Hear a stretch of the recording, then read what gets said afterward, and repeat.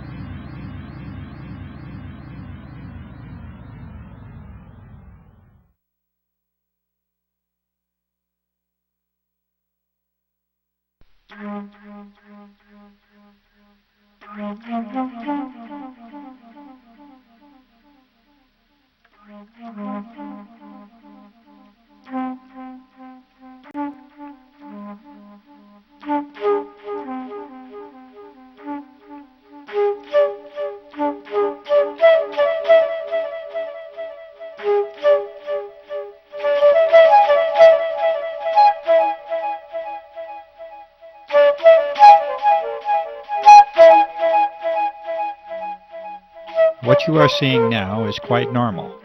These contrails are the trademark of high-altitude aircraft since the close of World War II.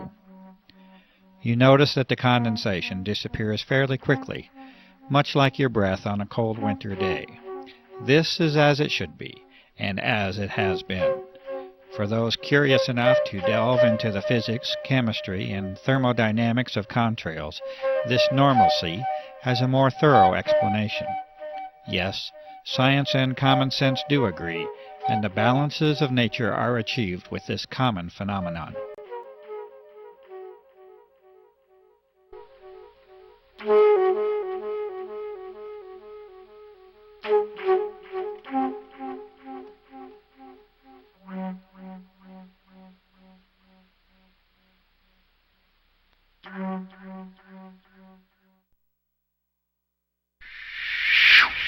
And now we must take a different turn, a turn to explore an unusual world that now surrounds us, and yet a world that many of us remain unaware of. The atmosphere of this planet has been changed, and you are now being introduced to one of the main causes of that change. The aircraft at the upper portion of the screen is leaving a normal contrail, and it vanishes as any trail of water vapor is expected to. But beneath it you see an aircraft emission that is stationary, thick, continuous, and persistent, and it must eventually be concluded that it is not primarily water vapor. The environmental conditions for each trail are not exceptionally different from one another, and yet the result and impact from each trail is entirely different. The only logical way this can occur is if the trails themselves are very different from one another, and indeed they are. The majority of the footage that you are now seeing has been filmed in the high desert regions of New Mexico. This is an arid environment with very low humidity levels. It is, in fact, a classic region for conventional contrail formation. Contrails themselves can and do form easily in a low humidity environment. In the past, the passing of a short-lived contrail in the high, clear desert sky was an innocuous and frequent occurrence. Cold and dry conditions, exactly those conditions that are normally found in the upper atmosphere, are extremely favorable to contrail formation. The humidity levels of the upper atmosphere are actually relatively low, and is one of the very reasons that most clouds occur in the middle of the troposphere, being the lower portion of our atmosphere up to an altitude of approximately 7 miles or so. As this examination of our atmosphere continues, we will be now required to consider 4 types of events or phenomena. In addition to the customary existence of clouds and contrails, we must now consider a new entry, that of the aerosol. An aerosol is a solid particle in suspension, either in a liquid or a gas, and in this case we are considering the atmosphere as the gas to study. The aerosols will manifest in 2 primary forms, as an aerosol emission from aircraft and as an aggregate or collection of aerosols in the atmosphere. A suitable term for this collection of aerosols is an aerosol bank. It is known now that the persistent trails that form the subject of this film are primarily solid in nature and origin, and that they are not predominantly water vapor. A brief explanation of cloud formation will help us to understand why this is so. Clouds, that is, normal clouds, require 2 fundamental elements to form, particles and moisture. Clouds are not suited to form in especially clean air. They require particulate matter, called condensation nuclei, that act as a base for water vapor to adhere to. The size of these nuclei, for the process to be effective, must be extremely small. The size of these nuclei are on the order of sub-micron. For comparison, a human hair is 60 to 100 microns thick, and an asbestos fiber is a couple of microns in thickness. The other essential component for normal clouds to form is a minimum level of humidity. From numerous sources, this minimum is on the order of 70% relative humidity. Notice that the requirements for cloud formation and contrail formation are already entirely different from one another. This is because they are entirely different phenomena based upon entirely different physical principles. Contrails can and should form readily in clean, cold, and dry air. Normal clouds, on the other hand, require higher moisture levels and a particulate or aerosol base from which to develop. The radical transformation of our sky as a direct result of aircraft activity now forces us to address an entirely new set of conditions. Aircraft are now repeatedly dispersing materials into the upper atmosphere at flight altitude, roughly from 35,000 to 40,000 feet. These materials expand rather than evaporate, and they usually transform into an unsightful haze that over the recent years has decreased our general visibility down to ground levels. One of the remarkable facts is that this commonly now occurs at very low levels of relative humidity, on the order of 30 to 40%, instead of the 70% or greater that is associated with cloud formation. And so we know now that these are not clouds in any conventional sense. They are indeed a unique and artificial creation that now crosses new thresholds in the atmospheric and geophysical sciences. There is one way that such a transformation can be made, and that is with the introduction of vast quantities of an extremely small, water-loving metallic salt at flight altitude. This transformation cannot be achieved with water vapor alone, and the emissions under examination are indeed not water vapor. They are solid, and they are well entrenched into your air supply. These important conclusions are at the very heart of the aerosol operations that are being disclosed here. These changes in the very atmosphere that we breathe have a fundamental impact upon the life of this planet, and these aerosol operations have many potential applications that reduce the sanctity of that life. These operations are being conducted. They are being conducted without your participation or your informed consent.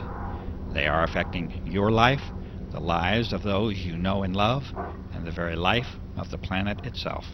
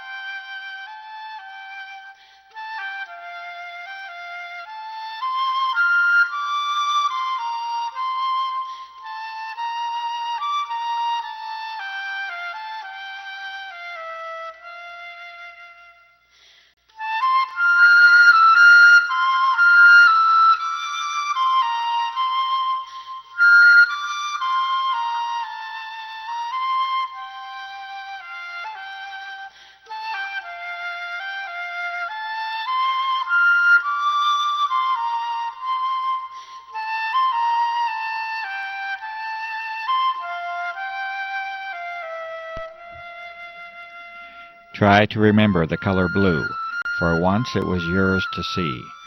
The blue sky is your birthright and a source for joy, and it remains at the very core of our existence. There are factual reasons for the blue color of the sky, which can certainly be traced to the cleanliness and clarity of the air that you breathe. But please do not lose the wonder of the sky itself, the magic and emotions that you have once shared with the earth in all of its glory. These are more than facts, reasons, and observations. They are the experiences and memories of life itself.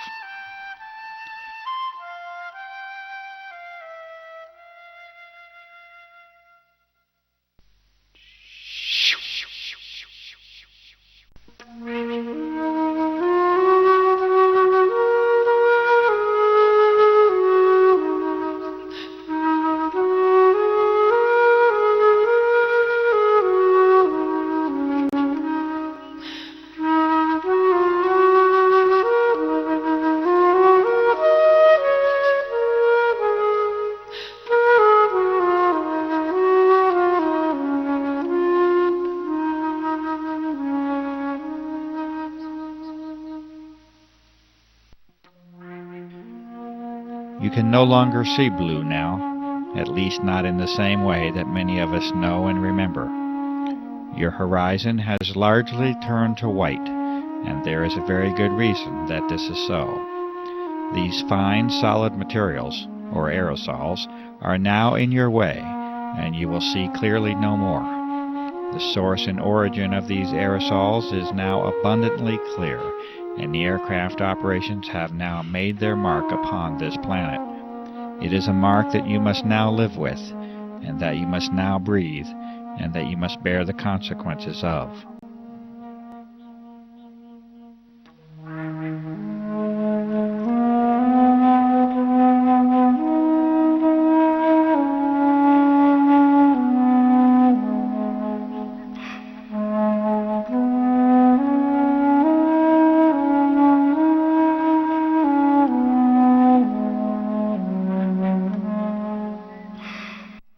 That is, unless we all become aware of the level of damage that has already been done, and unless we act together to reclaim our planet and its atmosphere. These images were taken in what was once one of the cleanest locations on the Earth, and that is the high desert of the Southwest. You may now see for yourself the daily reality of your existence, and it is a sad change that we have allowed to occur. Please, remember the color blue.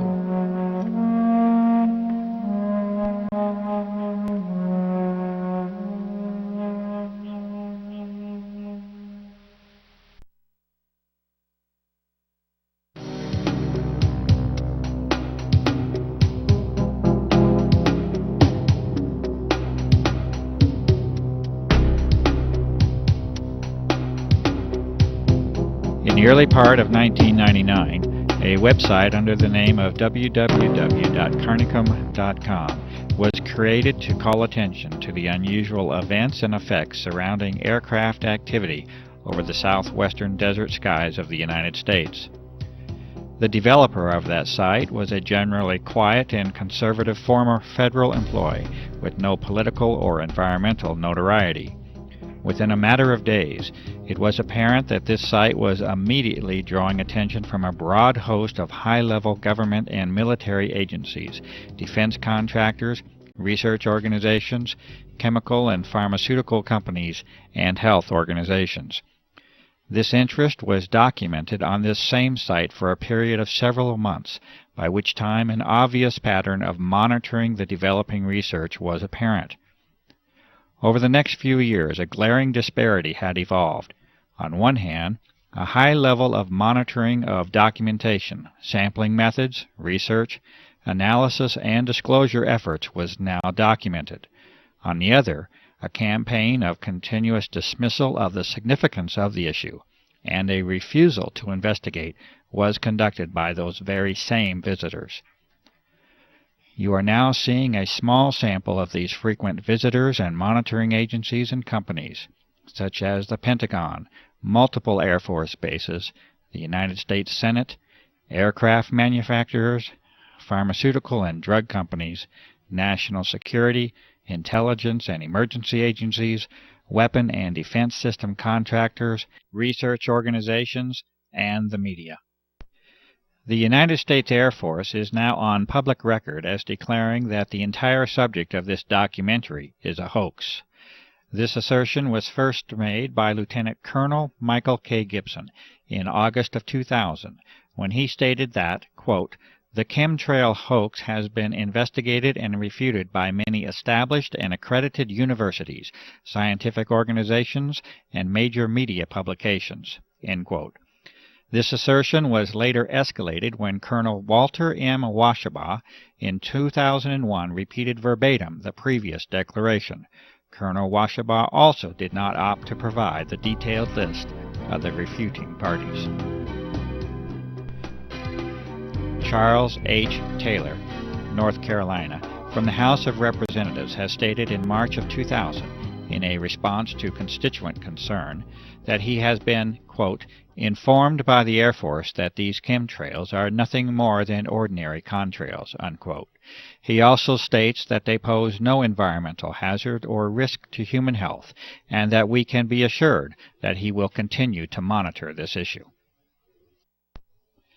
Harold Halsness, from the Office of Secretary of Defense, and in response to a direct inquiry to former President of the United States, William Jefferson Clinton, in January of 2000, states that he is familiar with some of the reports on this issue, but that he finds them unsubstantiated by the facts. In addition, assurances offered that there is certainly no cause for alarm. In the first of many responses from the United States Environmental Protection Agency, under the directive of Carol M. Browner, Administrator, it is acknowledged in December of 1999 that citizen concern is focused on whether or not aircraft may be involved in operations that release chemical or biological substances.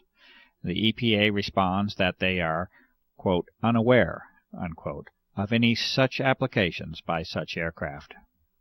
In January of 2000, a certified letter including a physical sample of highly unusual airborne fibrous material is sent to Carol M. Browner with a request for identification of the material on behalf of the public environmental and health interest. The EPA responds again in February of 2000 in two separate letters with the statement that they are, quote, "unaware," unquote, of any programs to disperse materials into the atmosphere using aircraft. The EPA does not acknowledge the receipt of or the existence of physical materials within the correspondence. In October of 2000, a series of more than 1,000 petition letters of concern was sent to Carol Browner as an indication of significant citizen concern on the aerosol issue. The EPA responded once again in December of 2000 that they continue to remain, quote, "unaware," unquote, of any aerial application of chemical or biological substances that may have an adverse effect upon the population. After a period of approximately 6 months, the EPA continues to take no action regarding the identification of the physical sample under their custody, and no acknowledgment of the receipt of that sample is made. The discovery of unusual biological components within that sample by independent researchers heightens the concern for identification of that material. In response to an inquiry from Senator Jesse Helms of North Carolina to the Environmental Protection Agency, Region 4, the EPA once again responds with the phrase of choice, that is, the EPA is, quote, not aware, unquote, of any programs to disperse materials on the population using aircraft. The EPA expresses its appreciation over concern about protecting the environment and is hopeful that their reply addresses any concerns. Greenpeace, an international environmental organization, when contacted regarding the aerosol issue, stated in September of 2000 that they are, quote, unable to comment, unquote, and that they do, quote, not have an official position, unquote, on the matter. In a separate correspondence, Greenpeace responded to a citizen that they are concerned about global environmental problems and that they do not have local chapters that can help with this particular situation. In October of 1999, Senator Jeff Bingaman of New Mexico replied to a concerned constituent that the Air Force has assured to him that what is being observed are simply normal aircraft contrails. It is further stated that although there may be the appearance of an aerosol operation, this is not the case. Senator Bingaman also informs the constituent that he will ensure that the Air Force will reassure people about this issue. United States Senator Richard Lugar replies to a constituent in July of 2000 that what is being observed is simply a normal contrail, as has been seen since the close of World War II.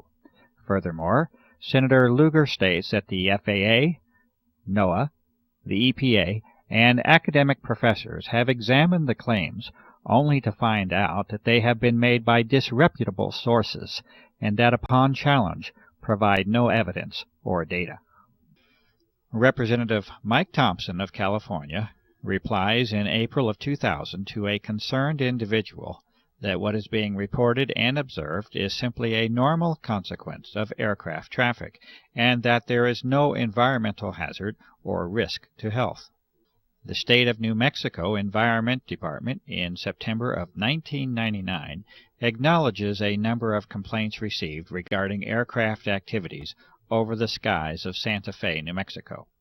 The Environment Department declares that the, quote, data, unquote, does not suggest that any illegal or clandestine activity is occurring. A scientific document that discusses the nature of normal contrail formation is included within the reply to the New Mexico resident. The citizen is advised to keep the department abreast of any concerns. The Attorney General of New Mexico, Patricia Madrid, in November of 1999, also acknowledges multiple inquiries to her office regarding unusual aircraft operations. The Attorney General declares that there is, quote, substantial evidence, unquote, that the activity and contrails are well within the range of normal aerial activity. After issuing this notice, Patricia Madrid declines to respond to 2 personal visits made to her office by Clifford Carnicom, a concerned citizen, to discuss the aerosol issue. The Ohio Environmental Protection Agency responds to a citizen in November of 1999 by stating that they are, quote, unable to complete an investigation, unquote, and that they do appreciate the concern expressed by the citizen about the environment. The ABC News 2020 investigative journalism staff respond that, quote, unfortunately, unquote, a request for examination of the aerosol issue was not chosen, and that 2020 thanks the citizen for thinking of them and being in touch. And in June of 2001, 1.5 years after the original submission, the United States Environmental Protection Agency acknowledged the receipt of the unusual fibrous physical material. This acknowledgement followed a Freedom of Information inquiry on the topic submitted by a citizen. The EPA refused to identify this sample, stating that it, quote, was not the policy of this office of EPA to test or otherwise analyze any unsolicited samples of material or matter.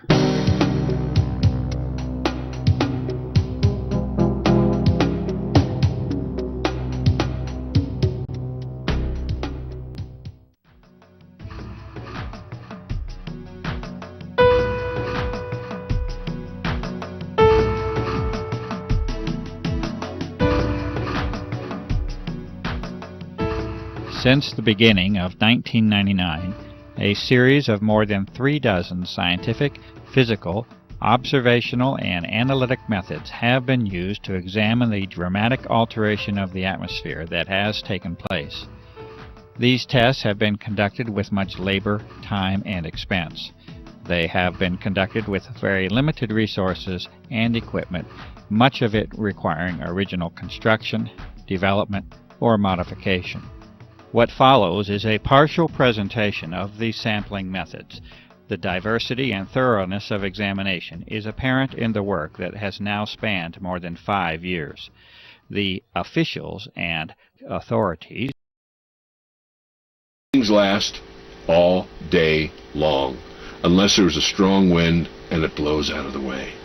Now it's gotten so bad, and I talk to people, as you know, all over the world. And it's happening almost every country that I'm aware of in the world. We have listeners in at least 50 countries that we know of. And people are always reporting back. If we get into a discussion or times that you have been on the show before, people come back and just report incredible experiences.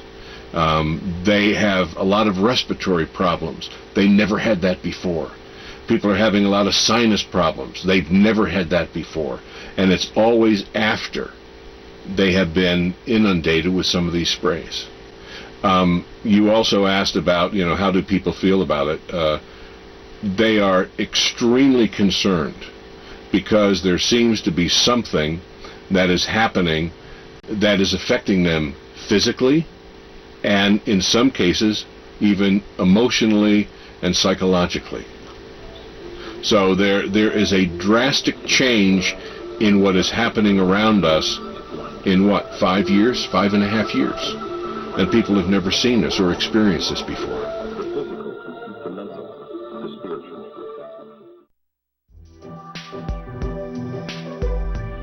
Clifford, it's so good to be on tape in person with you on this subject. I know before we couldn't show my face, we couldn't hear my voice because I was under contractual agreement.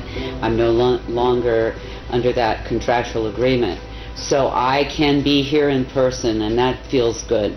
And I thank you so much for translating my prior discussion with you on the media and all of that. But today what I'd really like to talk about is the medicine end, which is my passion, and my whole reason for being involved in this is to try to help people stay as well as they can stay given the givens.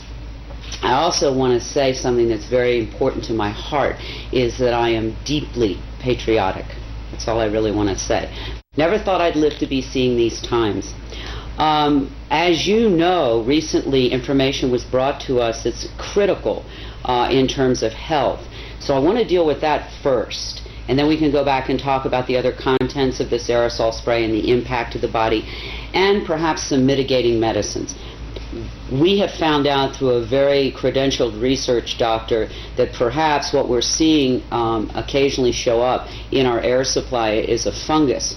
The reason this is so critical is apparently this fungus dramatically compromises the immune system by consuming those nutrients the immune system uses to repair and rebuild. And like every system in our body, the immune system has to keep rebuilding itself. It will wear out, it will wear down, and it has to keep regenerating. If it doesn't have those nutritional tools to do that, your immune system becomes dramatically compromised, unable to deal with any kind of invader. That's why I think we're seeing so many more colds and flus than we've seen in the last 5.5, 6 years, than we've seen in a long time. I know in my clients, these things are like epidemic. Sinus infections, colds and flus, that's on the lighter side. On the heavier side, we're seeing a lot more cancers and some very devastating disease, implying an extremely compromised immune system. Part of that has to be this fungal kind of invasion, because, as I said, this fungus eats the nutrients that the immune system uses to rebuild itself. People say, well, what do you do about a fungus? Well, there's some things that we know that are very good natural medicines for fungal invasions like that. Garlic kills fungus pretty much on contact. The Chinese mushrooms, reishi, shiitake, maitake, particularly in extract form, have been had a lot of efficacy. Caprylic acid, which you can find in any health food store. There are a number of things, and finally colloidal silver, we know, is a major antifungal. So when people are looking at their bodies and saying, why am I always feeling kind of run down and tired, it may be we're being told now that this person is looking at the blood of many, many people, and in almost everyone this fungus shows up in their bloodstream. So that's something we can take care of. If it becomes something in the lungs, we can do the tea tree oil inhales. We also know that we're getting a lot of particulate heavy metals, all of which not good for the body. And I'd like to just quick run through them. Their potential damage to the body, but then also some mitigating medicines we can do. We know that there's some aluminum in this, and we also know that aluminum, unfortunately, can cross the blood-brain barrier. And we know through research it's been correlated to diseases like Alzheimer's. If not so extreme, certainly short-term memory loss. So sad to say, the blood-brain barrier does not recognize aluminum as a toxin and lets it go through into the brain. The good news is, if you have enough what are called essential fatty acids in your system, your brain has the ability to take that metal, aluminum, and push it out of the brain into your hair. And I think that's why so many people who are getting hair analysis are seeing high concentrates of aluminum in their hair. It's the brain doing its job, trying to get this toxin out. Some good essential fatty acids that you can consider are flaxseed oil, evening primrose oil, and most recently brought to me very profound is krill, K-R-I-L-L oil. It's a fish oil that's fairly pure. These essential fatty acids allow the brain to get rid of that aluminum. We also know that barium is part of the mix, and barium, besides being a carcinogenic, knocks pretty much all the potassium out of your body. And I'm seeing in my clients a lot of muscle weakness, a lot of heart palpitations, all related to either a complete loss of potassium or way too low level of potassium. So we know, since we're bringing barium in and it's knocking the potassium out, we need to supplement more potassium in. And I would say, for anybody who's listening to me, the responsible thing would be to say, to share whatever you decide to do with your health care practitioner, because if you're on certain medications, it can contraindicate. But these are just general guidelines and information for people, not prescription, not diagnostic. Yeah.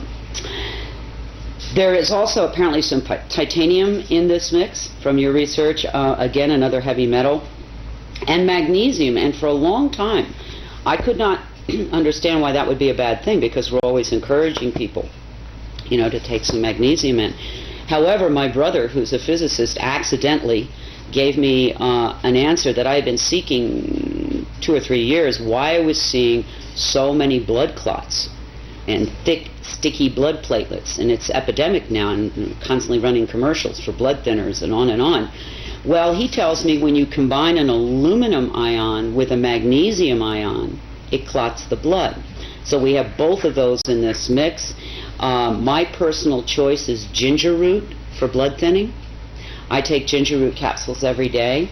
There's also an herb called ginkgo biloba that also thins the blood. But this is a very important cautionary. If anybody is on a pharmaceutical blood thinner, do not add in any of these other remedies, because you can get your blood so thin that if you cut yourself, your blood won't clot. So it's dangerous. So if you're on any pharmaceutical blood thinner, do not add in ginger root and ginkgo biloba and those kinds of things. But if you're not on a pharmaceutical, these are good natural things you may want to consider in terms of thinning the blood. And then there's I get this question all the time. People say, well, what can we do, to mitigate some of this? I mean, it's in every breath I take. That's something I think is hard for people to understand. This is not something previously I could say to people, please don't eat margarine. Please don't drink tap water. These things are not good for you. I cannot ask people not to breathe.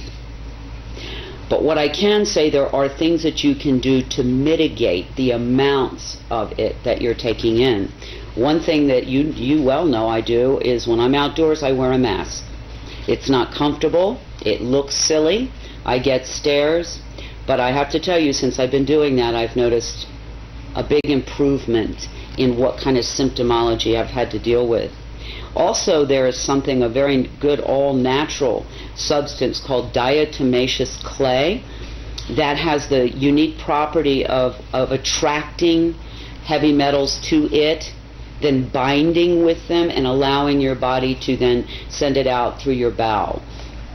In most health food stores, you can find it under the name of bentonite.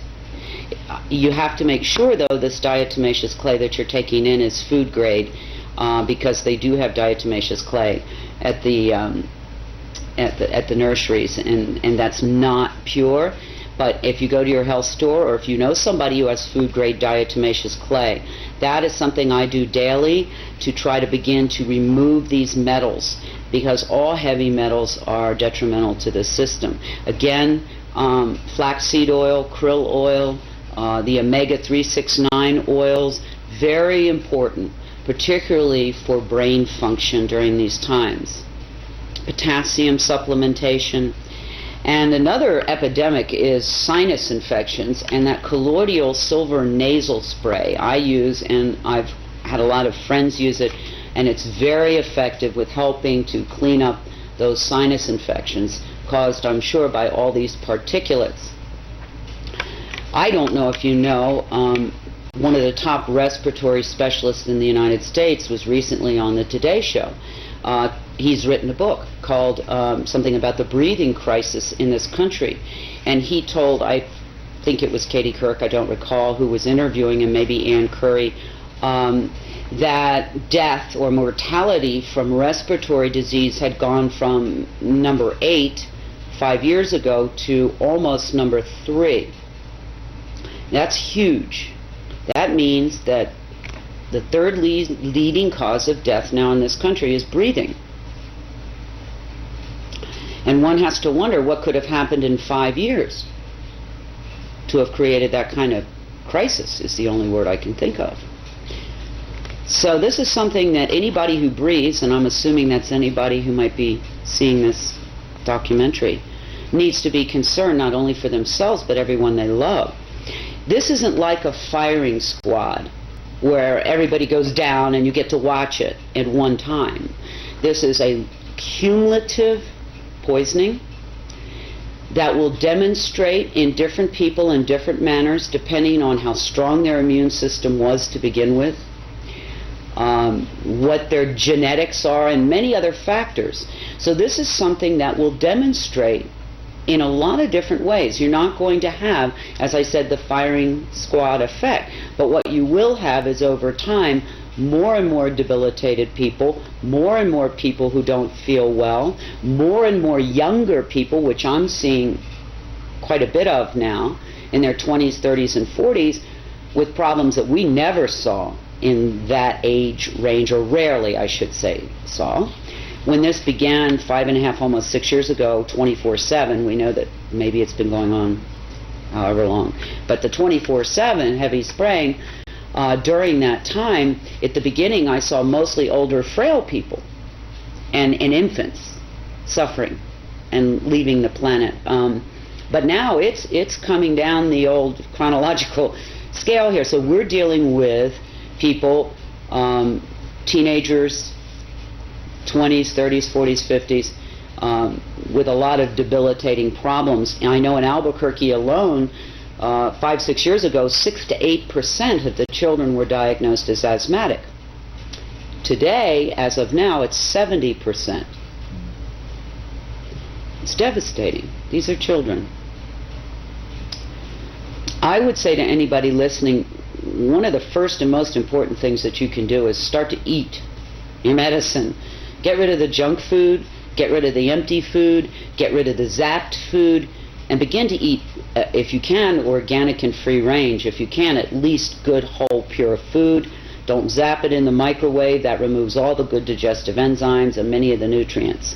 So start with your diet, because your body is under an insult that it's probably never in the history of man, I don't think, seen before. And in order for you to stay healthy and those that you love, you've got to really begin to pay attention to what you're eating, the water that you're drinking. That's the first line of defense. I'd also encourage people to consider a good all-natural vitamin and mineral supplementation program, because, again, our bodies need every bit of help we can give them in these times. You know, Clifford, it's interesting. One of the most frequently asked questions for those who are conscious and aware of this aerosol operation is, is this intended to harm us? And I can't answer that. I don't know. But what I can say is, do they know that it's harming us? Unequivocally they do at this point in time. And so one who lives in a free and democratic country would want to wonder, why would the people that we trust to care for us, keep us safe, allow this kind of thing to go on? I personally have gone way deep inside and had many sleepless nights, and can't come up with any plausible reason why you could, for any reason, harm so many people in such a dramatic way.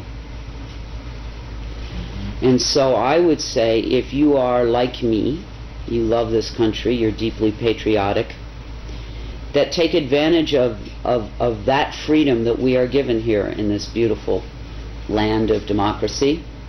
Make your voice heard, ask for an explanation, ask for a discussion, so that we can determine if this is something we want in our air supply. We can't just keep ignoring it. It's not going to go away. It's just not going to go away unless people of consciousness and conscience decide to get up off the couch and do something. And they can decide what that something is. Because if they don't, as they watch the people around them, and they look at their own health, and they see the deterioration, they're going to have to wonder at some point, well, gosh, why didn't I do something when I could?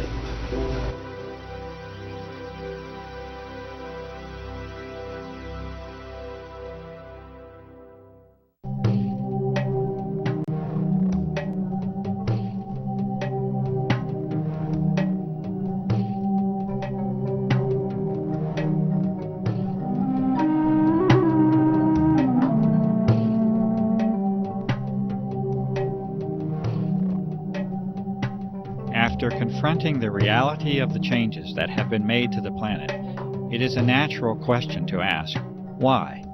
Why would anyone want to? And who would want to alter the very air that we all breathe? We may never know the true answers to these questions, as the evidence is now clear that the aerosol operations are a covert operation, an operation that is never to be openly discussed or disclosed using the traditional channels of a free and democratic society, an operation that will never ask for your consent or for your participation, and that will be conducted regardless of your concern. The answers, especially as to why, do not appear to be simple or restricted to a single purpose. The more that is understood about the nature and potential of the operations, the more complex the picture appears. What can be done, however, is to use the vast body of evidence that has been collected at a grassroots level to make interpretations that are at least consistent with this data. This has been done, and there are now 5 major areas of endeavor that are in agreement with the observations, data, and analysis that extends for more than 5 years. These are: number 1, environmental engineering, modification, and control; 2, electromagnetic operations; 3, military operations; 4, biological operations; and 5, planetary and geophysical change itself. These areas are not mutually exclusive to one another. There is an overlap that can make it difficult to discern where one program may start and another end. It is quite possible that any, and indeed likely that many or all of these operations are being conducted concurrently. What can be done within this brief segment is to explain how and why these types of programs are consistent with the broad spectrum of evidence that is now available to examine. First, with respect to environmental engineering, modification, and control. The evidence now shows that the very physical nature of the atmosphere has been changed. The best information leads to the conclusion that a hygroscopic, or water-seeking salt, is a dominant component of the aerosols that have been introduced. It is also an observation that has been confirmed over and over, and this is that the operations frequently, if not usually, are conducted in advance of approaching moisture and storms. These salts have the usual effect of locking up that moisture with the solid particles, and to generally reduce the impact of, frequency of, and the amount of moisture that reaches the ground. This is one of the simplest interpretations that can be made that is supported by countless observations, and this is that the moisture levels of weather systems have been altered. It may be no coincidence whatsoever that drought is now commonplace and widespread, and that the moisture of the planet is becoming an increasingly precious and sought-after resource.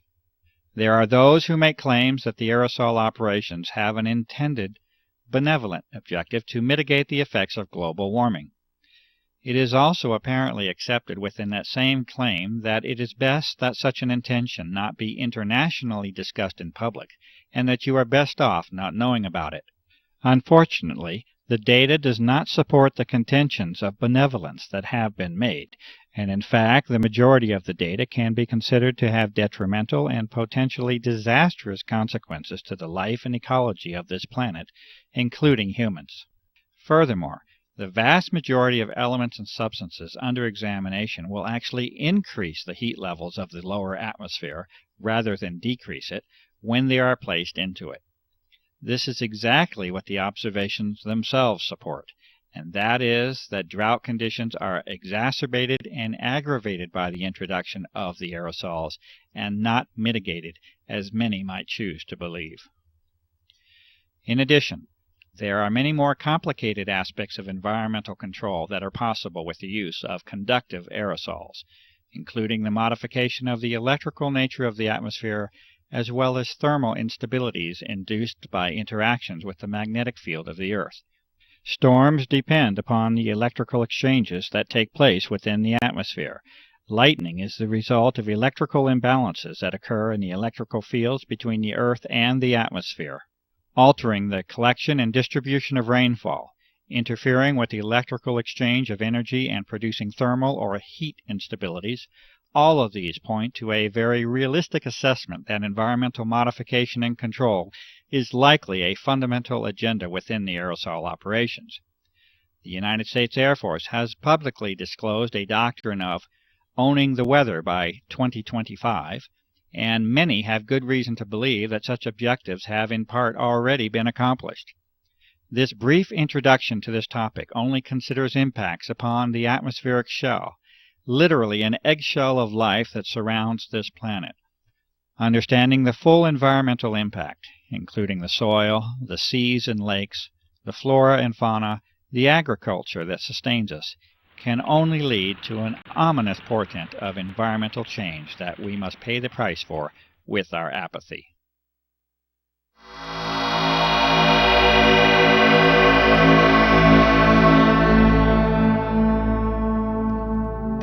only are the moisture and heat characteristics of the atmosphere altered with the introduction of aerosols, but the electromagnetic properties have likely been changed as well.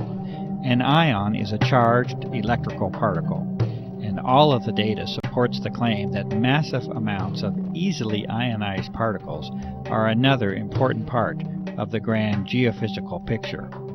There are some elements that can actually become charged with the energy from ultraviolet light and even visible light in some cases.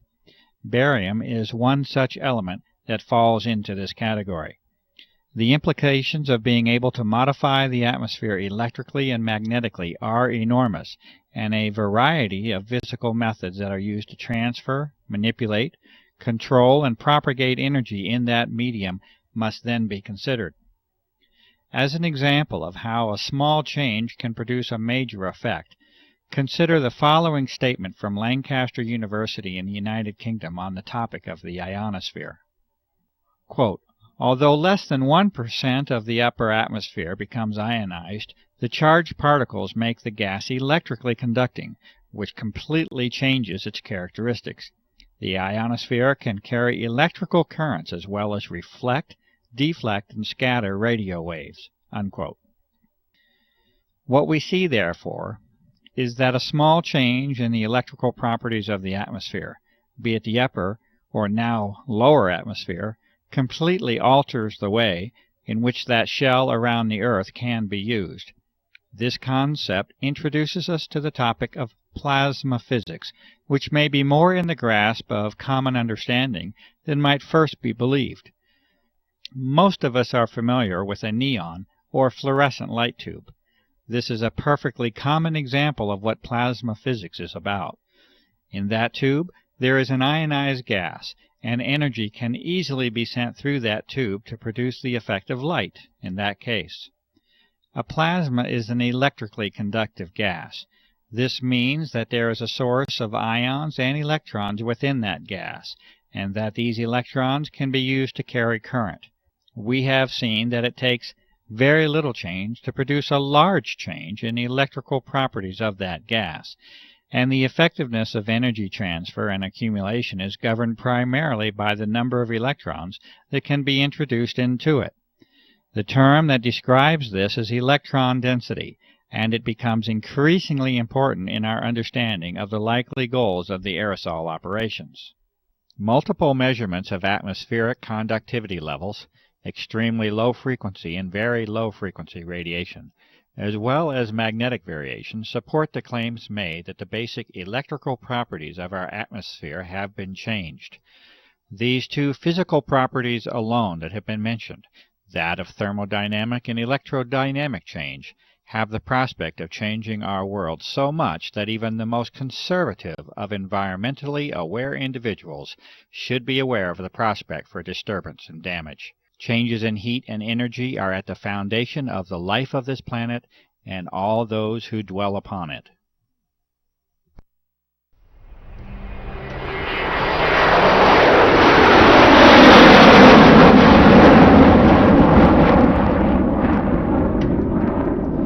It is a necessary, logical, and natural extension to our discussion of applications to include the almost inevitable role the military assumes within them.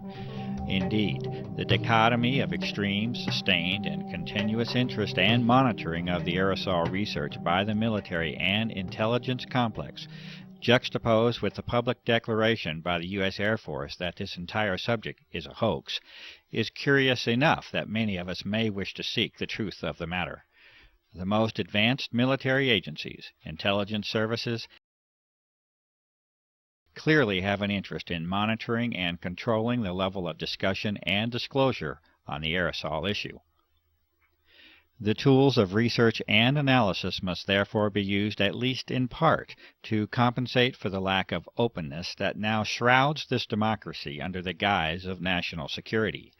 A glimpse into the military window has been achieved, and a central theme will eventually emerge, and that is of control. Control in the deepest and far-reaching sense that you may imagine. For when the atmosphere of the planet is controlled, life itself, in the end, is controlled.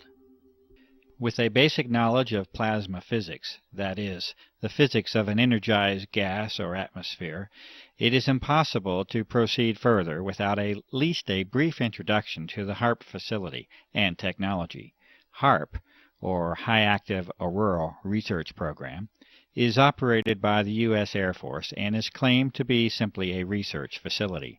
The stated purpose by the Air Force for the HARP project is that of a scientific endeavor aimed at studying the properties and behavior of the ionosphere, with particular emphasis on being able to understand and use it to enhance communications and surveillance systems for both civilian and defense purposes. It may be this, and then again, it may be more than simply a scientific endeavor. It may also be enlightening to consider United States Patent 4686605 by Bernard Eastlund in 1987 entitled, A Method and Apparatus for Altering a Region in the Earth's Atmosphere, Ionosphere, and/or Magnetosphere. There are many who have sensibly concluded that this patent essentially represents a blueprint for the HARP facility as it has been constructed. This patent makes mention of numerous objectives and methods of operation that far exceed any scientific endeavor alone, and references the work of Nikola Tesla as a source of historical contribution. The amazing inventions and achievements of Tesla with respect to energy transfer and amplification, including the use of the atmosphere as a medium for sending energy from point A to point B, are well documented. The documents of Tesla were eventually confiscated at the close of his life, especially as they related to military matters, and he is generally now accepted as an unrecognized genius. The current incarnation of ionospheric heating is able to, according to Mr. Eastlund, put unprecedented amounts of power in the Earth's atmosphere at strategic locations, and to maintain that power level with the pulsing of energy. This patent also recommends the use of large clouds of barium so that ionization by sunlight will increase the electron density within the plasma environment. Testing and analysis does now positively indicate the presence of unusual levels of barium, a toxic element, within atmospheric samples. The amount of power inherent in the design of the HARP project is further indicated by Mr. Eastlund stating that the present invention can be formed to simulate or perform the same functions as a detonation of a heave-type nuclear device without actually having to detonate such a device. A heave weapon has the effect of lifting the magnetic field of the Earth itself and involves the expenditure of massive amounts of energy. The patent is further stated to have numerous military implications, including the enhancement of or interference with communication and guidance systems, including those of airplanes and missiles, radar interference, missile destruction, weather modification, material transport of micron-sized particles, and molecular change of the atmosphere are each mentioned as further applications of the patent design. The executive summary for the HARP project also specifically mentions forcing the descent of particles from the atmosphere toward the ground using ELF radiation from HARP. Clearly, environmental modifications, the electromagnetic transfer of energy, and military operations of global impact are already in sight from the existence of these aerosols within our atmosphere.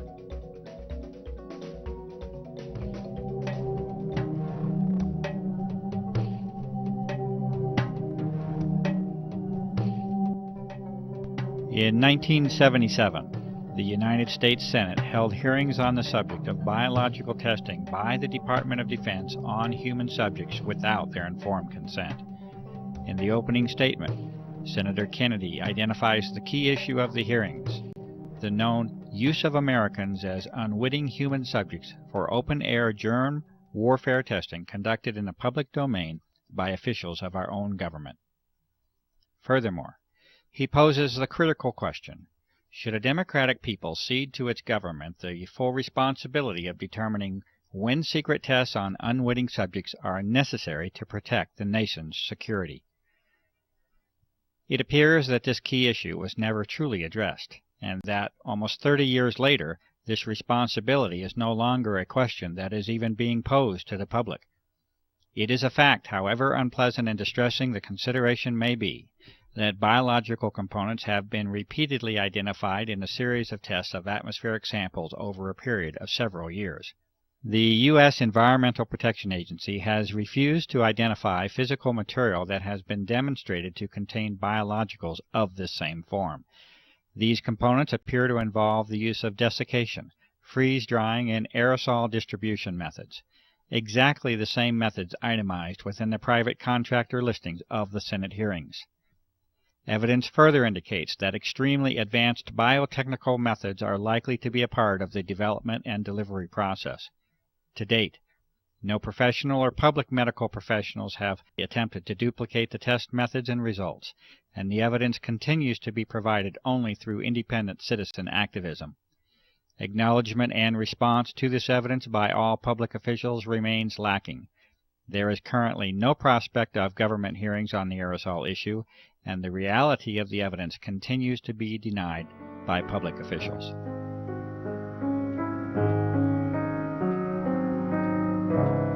And lastly, although more conceptual in nature than our earlier discussion on environmental modification, electromagnetic, military, and biological aspects of the aerosol issue, it is not unreasonable to consider interactions with the Earth as a whole.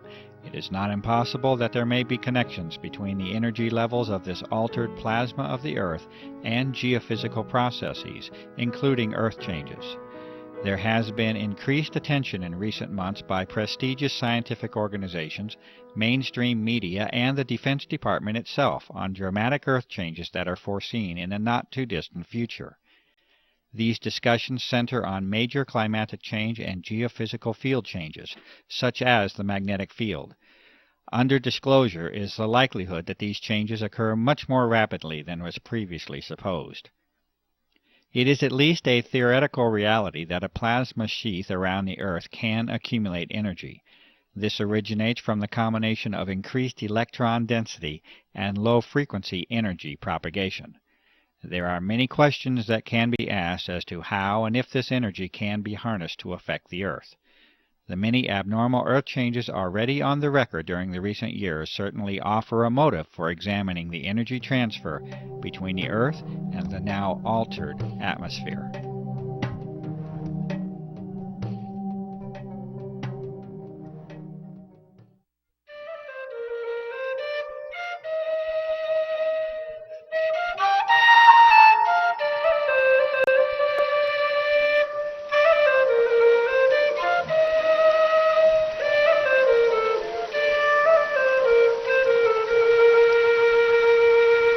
You have seen traces of a world still in a state of beauty, and you have seen the signs of a terrible change. It will be for you to decide if the claims of this documentary are true or not.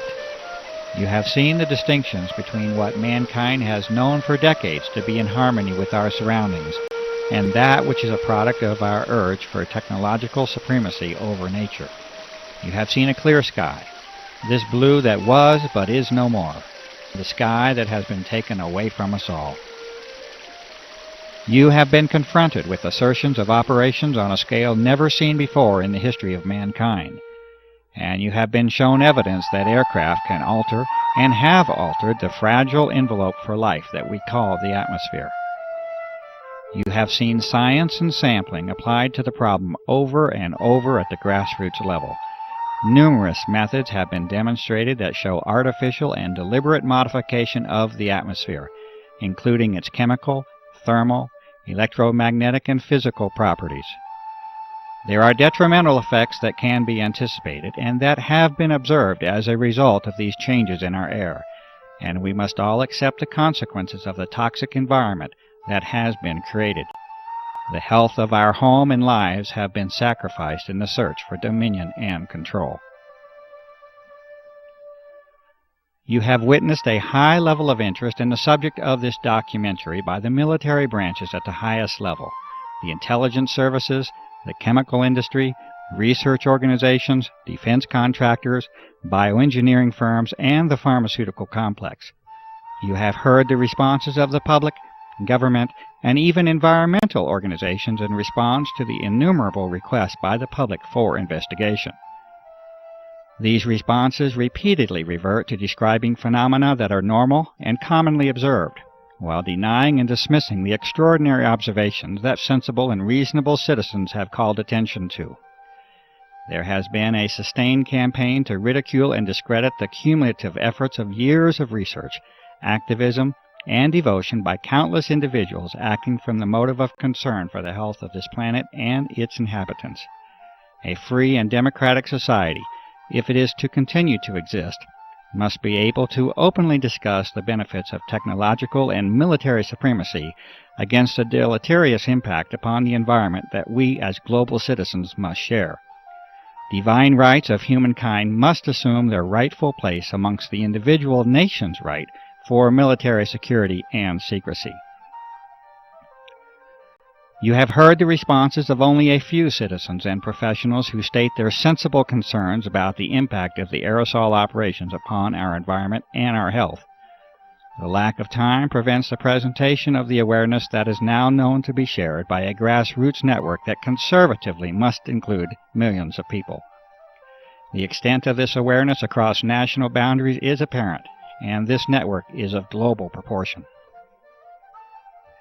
The control of media information by relatively few corporate interests appears to be a significant factor in the restriction of honest and open public discourse on the aerosol issue. The attempts at ridicule of this issue by the U.S. military establishment should also be evaluated as to intent and motive. You have been provided with an analysis of the potential agendas of the aerosol operations.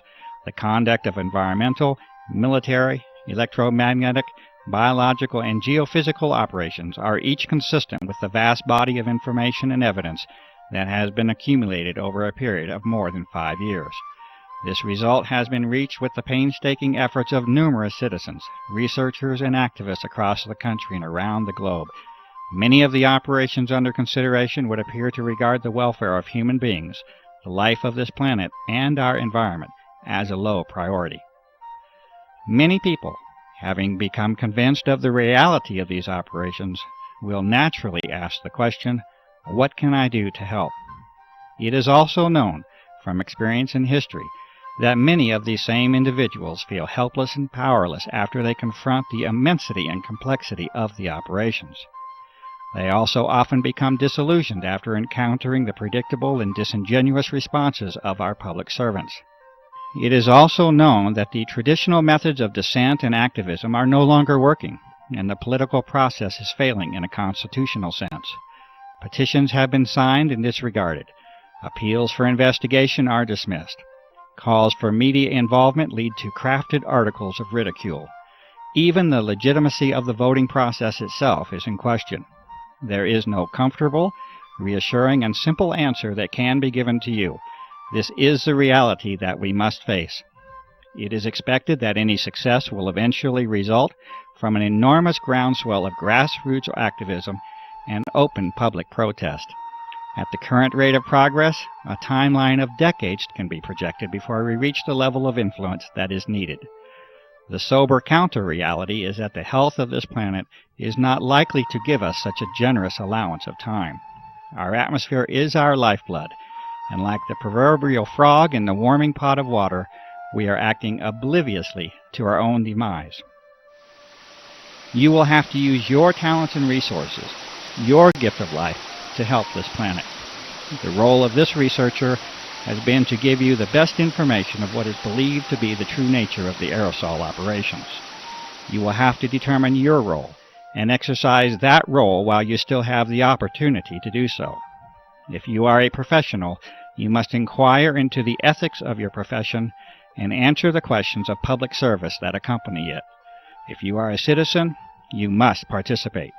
If you remain silent in the hope of preserving your freedom and security, you are almost certain to lose both. The doctor, the journalist, the scientist, the lawyer, the politician, the environmentalist, the activist, the author, the filmmaker, the fundraiser, the organizer. You must all assume your roles openly, publicly, and quickly to offer any real hope for our survival. I make this appeal to you. This documentary is a not-for-profit venture. It has been made with an appeal to you personally in mind. It may be freely copied in its entirety and distributed. No individual is permitted to distribute this documentary with a profit motive. It has been created for the benefit of the public. Please help us to restore and regain the world that you know can exist.